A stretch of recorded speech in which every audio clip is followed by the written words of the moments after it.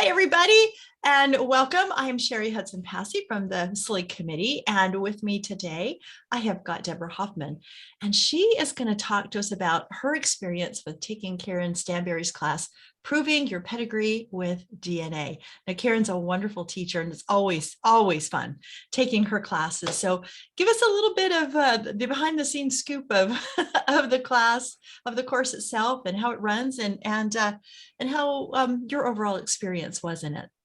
Okay. Karan Stanbury, as you said, creates fabulous hands-on courses, and that provides the opportunity for DNA for students to apply the skills to the documentation. For this one, it's one ancestral line back to your second great grandparent couple. And so for this one, I used my dad's DNA because that's actually closer to the generation that I was looking. So I did his second great grandfather, which would have been my third.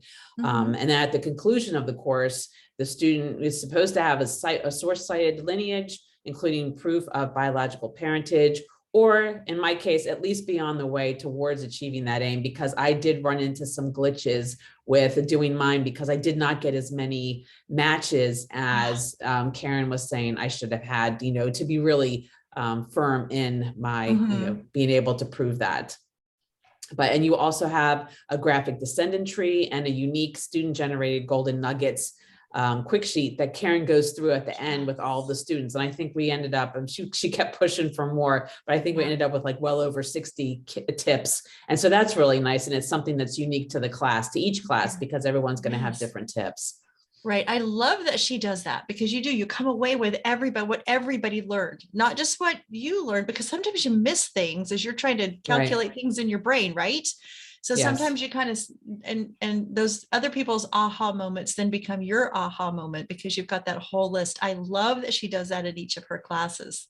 Yeah, it's a really nice wrap up too, because it kind of is a refresher of everything that you were learning through and this is over 5 weeks. And so, over time, you kind of like some things may stick with you more than others, but going through those gold nuggets just kind of gives you a whole refresh of the class. And so that was really nice. I really appreciate that.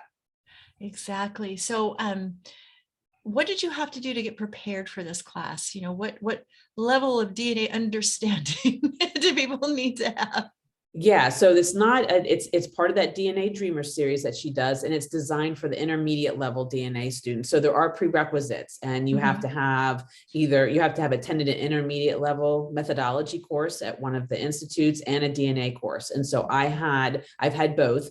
And I had my DNA course at SLIG that January before I took this class. I took this class in the fall of last year. You can submit a work sample if you don't have those two things met, but luckily I have taken the courses, so I didn't have to worry about that.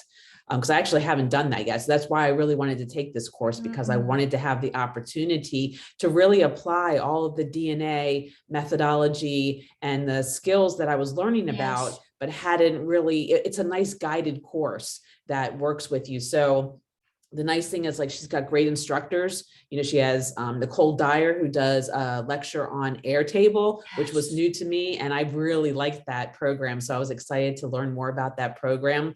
Tom Jones is in there with Rebecca Whitman-Coford, Angela Packer-McGee, Paul Woodbury, and Jennifer Armstrong-Zink. And all of those are well-known genealogical instructors, and they have one-on-one time every time that you meet. So there are times that you sign up with the instructors, and if they have open slots, you can actually get more than one. You can talk to more than one instructor. And so that was really beneficial. And that's one of the things I liked too about the course is you actually have the opportunity to, sit, it was every Friday for me. And then I was able to, read through the week. Like I could read ahead, I could work on research, I could generate my questions. And then in the next session, I could talk to those people with the questions that I had, and they would help me work through any, glitches I might be encountering, or just let me, bounce ideas off of them, or to let them tell them what I was experiencing and maybe what I was thinking for next steps, and whether or not that was the right course. And so I really liked that, because that's different than a normal course where you're jammed into 5 days in 1 week, and it's hard to really process everything and really put it to use. Exactly. So I liked that. Yeah. hands-on Yeah, is fabulous because, it is. that's It is that's how we absolutely. learn. We listen and watch or hear, however, we learn, but then when we put it into practice, that's when it sinks in. And I think Right. it's wonderful. Then you've got somebody to go to and say, I'm having issues with this. What am I doing wrong? Versus you've taken the whole class and then, you're going to email them at the end because you missed something. Well, this way you're talking to them personally during the class and you can make changes and then continue and have more progress. So this sounds really Yes, fun. it Sounds like was. a, It was really yeah, fun. fabulous class. So um, you would definitely, I'm sure, recommend anybody who's interested in learning more Absolutely. about DNA. Yeah.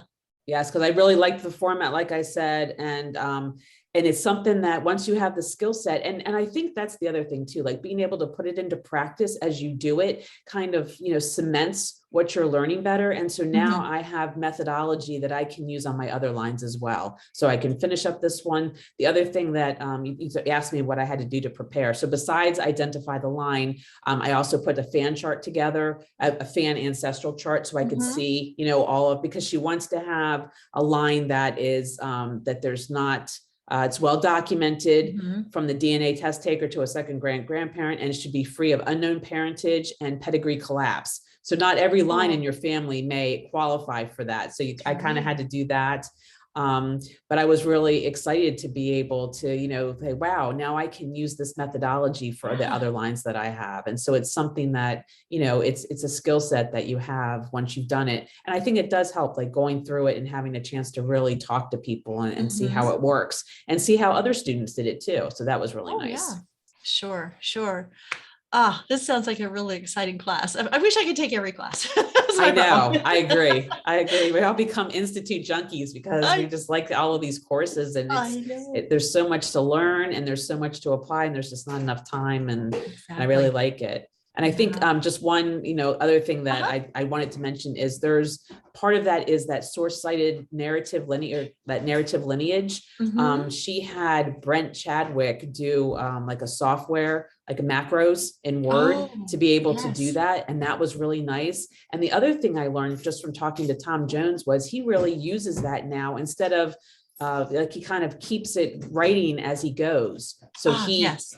he doesn't do it, incrementally anymore. Like he doesn't, he keeps a whole, he starts off with a narrative and then just like fills in Mhm. as he's researching. And I hadn't really thought to do that. I always was the mindset that you had to do all this research and then you write. So Yeah, this way yeah. you're actually like writing as you, it's kind of writing as you go, Writing as you but you're go. doing the narrative lineage instead of a research report. And so that was eye-opening to me too. It's always nice to see how other people do things. Isn't it? Yeah, yeah.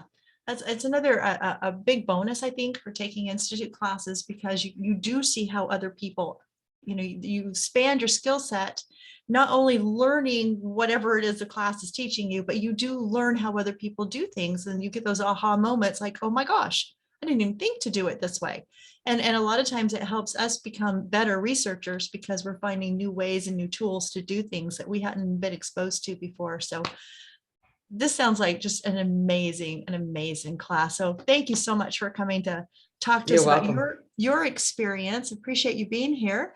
And we will see you next time as we talk about our different courses that we offer at SLIG. Thank you, everybody. Bye-bye. Thank you.